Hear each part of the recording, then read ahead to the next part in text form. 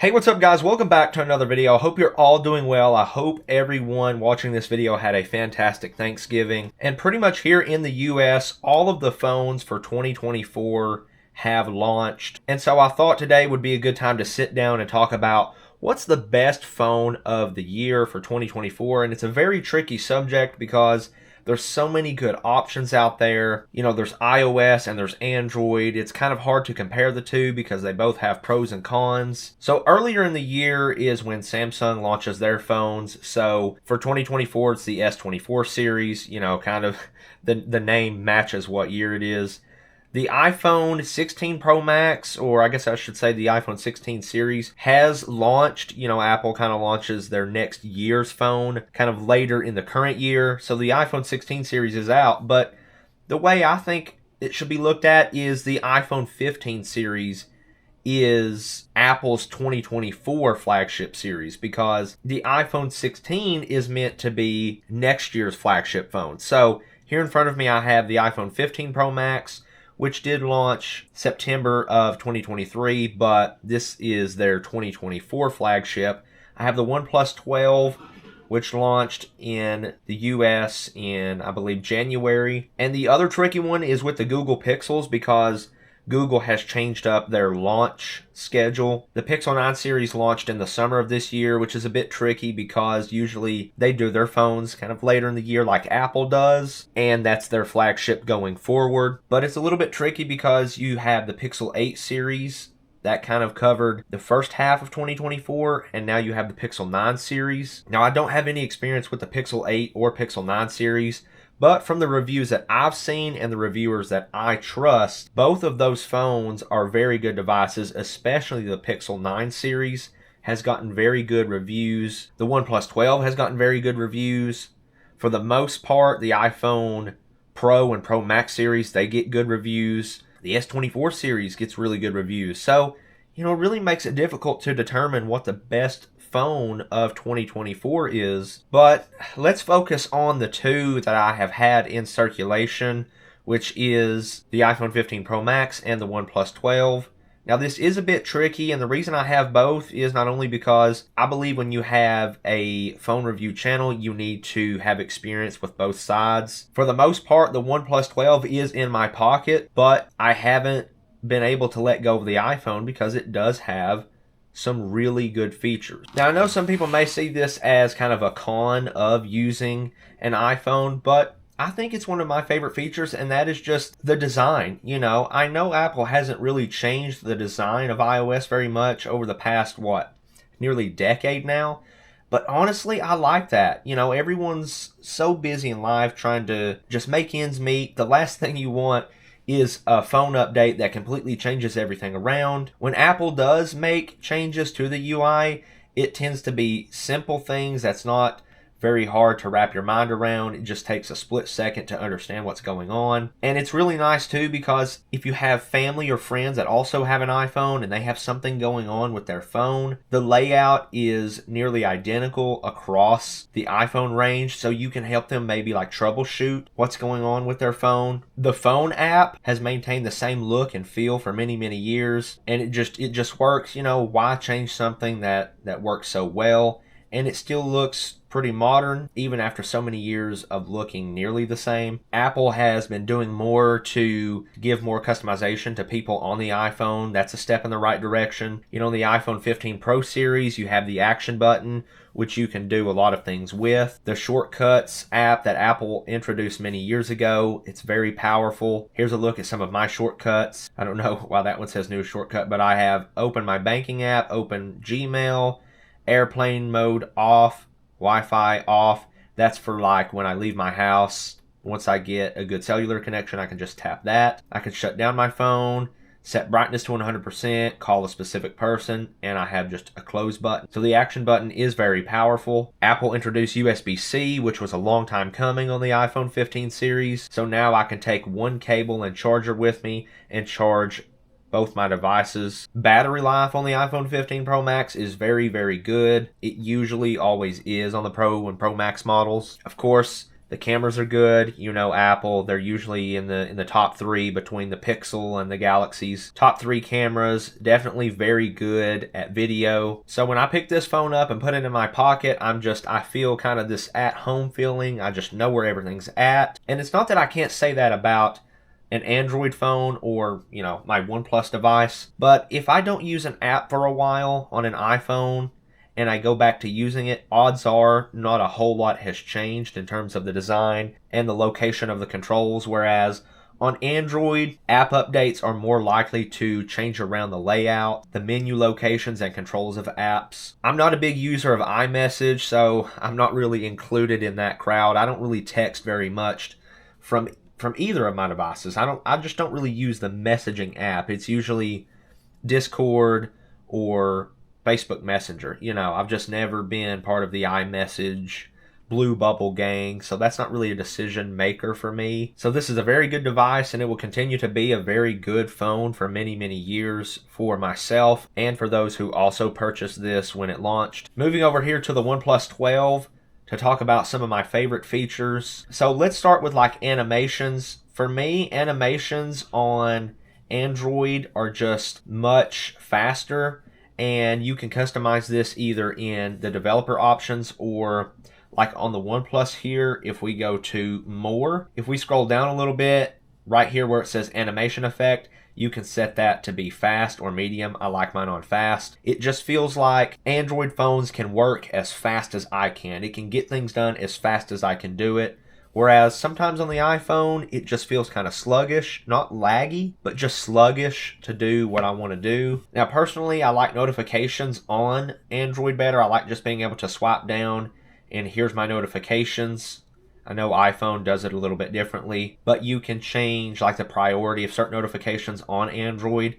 Now, with the latest Oxygen OS 15 update, and I believe One UI 7.0 is going this way also, but a lot of Android makers are splitting the quick toggles and notification center, kind of like how it does it on iPhone. So if we take a look here, swipe down from the top right, that's your notification center like it's always been. Swipe down from top left, there's notification center. You can now do that on the OnePlus 12 and OnePlus devices with Oxygen OS 15. I like the classic way, just swiping down and seeing everything at once. Also, I like when I get a notification on Android, it gives me a little icon up here in my status bar, so I can at least, you know, let's say I'm watching a YouTube video, I can at least know what the notification pertains to with an icon. And I know on iOS you have the notification banners, but you know, just for privacy's sake, I usually don't do the notification banner for most notifications because, you know, if you're showing someone something on your phone, you don't want them to be in your business. You know what I mean? So I usually don't like to use notification banners. And on Android, you can do that. You can do away with the notification banners, but still get an icon up here in the status bar so you can know what it pertains to. And then decide, hey, is this worth swiping down? Or can this wait a minute? Can I finish out my video? I also like that you can customize things over here in the status bar. Like I can change the shape and direction of the battery icon. I can choose to turn on or off certain icons depending on what functions my phone is doing. So for example, there you see the do not disturb. You can choose to turn on or off these icons depending on how important you think that information is to you. Also, on a lot of Android phones, I know Samsung does it, OnePlus does it as well, many other makers, just having this sidebar to swipe out and quickly jump into an app is just so handy. Whether you're in an app already doing something and you swipe out, or you're just on the home screen, or you're in Google Chrome, you know, you can swap out. The floating windows is really, really nice. You can maximize it if you want a full screen. You can minimize it, swipe it to the side.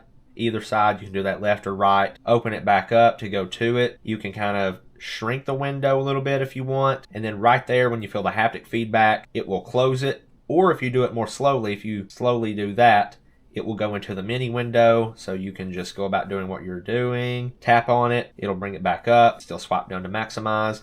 Just lots of little things like this on Android to get your tasks done quicker. I haven't been using this as much as I used to but the Google feed is very nice. That's usually baked into many flavors of Android. On the iPhone, you can still swipe over and have this kind of news widget here, but you know, it only shows so much. But you know, I do like this little widgets page here on the iPhone as well. If we take a look kind of like at the app library on iPhone, you know, it just looks a little bit cluttered, whereas on Android, it's just a swipe up and all your apps are alphabetical. I'm glad that both my iPhone and the OnePlus have some form of like spotlight search. Definitely, I think a must on a phone for me is some sort of spotlight search.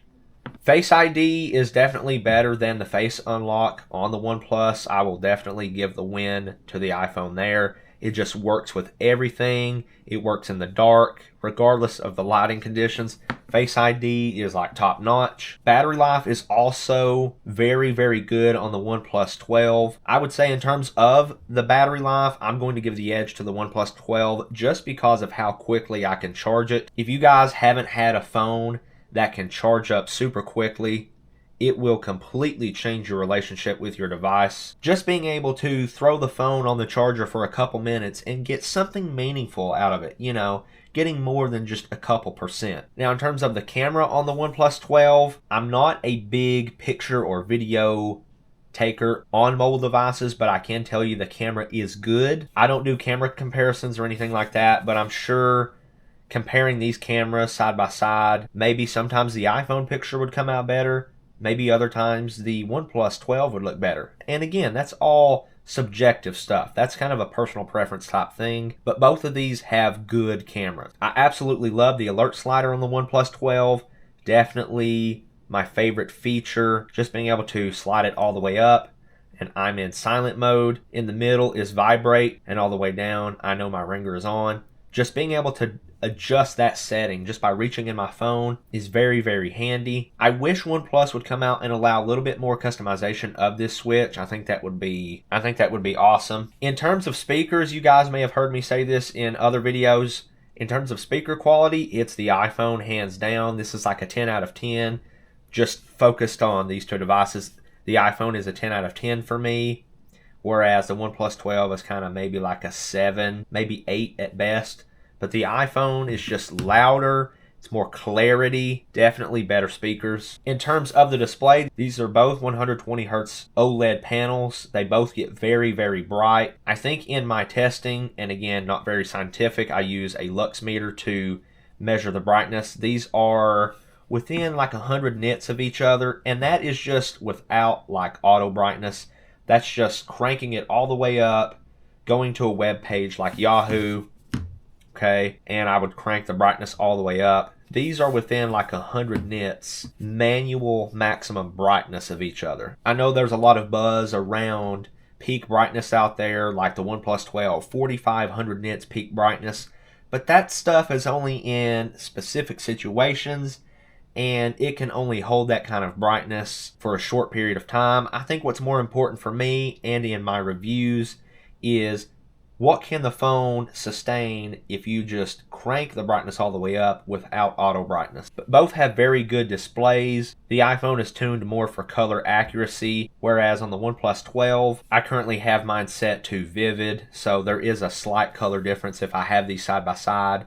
You know, looking at YouTube or a web page, I can see a difference in color temperature. But that's also kind of a big perk of Android, and why the OnePlus 12 is in my pocket most of the time, is just more control. You know, I can control my refresh rate, and I know on the iPhone you can go and lock it to 60 Hertz, but there's just more options here. I have mine on auto select, so my display ramps up and down depending on what I'm doing. You can set it to standard 60 Hertz or have it always at the maximum refresh rate. I can control my screen resolution. I've always just had mine at standard. And I know it may seem like I like more things about Android than I do on the iPhone, but the truth is the things that I like about the iPhone, it does them very, very well. And it's a big deal to me, and it's a big deal to those who primarily use iPhone. And I definitely have a better understanding over the past few years of using an iPhone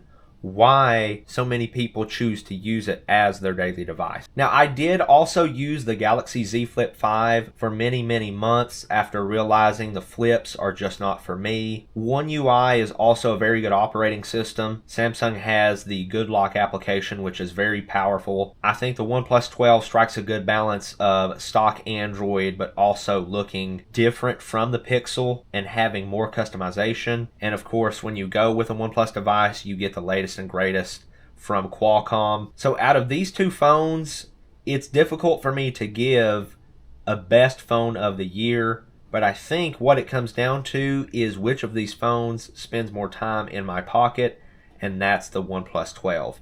I'm not saying I would ever get rid of my iPhone. I love it. It's a good device. Depending on the person I'm talking to and their needs, my advice will be different per person. Some phones I'm excited for. I'm definitely excited for the OnePlus 13 in 2025. I'm excited for the Galaxy S25 series. Samsung always seems to put out a really good phone. The Pixel 9 Pro series and even the standard Pixel 9, Pixel 9 Pro Fold, all excellent devices going into 2025. I'm very excited to see the Pixel 10 series because if the rumors are true, Google is switching over to TSMC to manufacture their SoC, and that's a big deal. A lot, if not all, of Qualcomm's chips are manufactured by TSMC, so I'm excited for the Pixel 10 series as well. I'm excited for the OnePlus Open 2. Not sure exactly when that's coming out, but I'm excited to see what changes that brings to the table because my biggest complaint with that device was the screen brightness was not very good. It was only like 850 nits. But here we are near the end of 2024. Lots of good phone options out there, and that's good for all of us to have options in the marketplace. Competition is a good thing because in the end it's better for us. Let me know your favorite phone of 2024. What phones you're excited for in 2025. I appreciate you guys watching. If you're new to my channel, hit like. It helps a lot. Also, subscribe for more content on the way, and I'll catch you in the next video.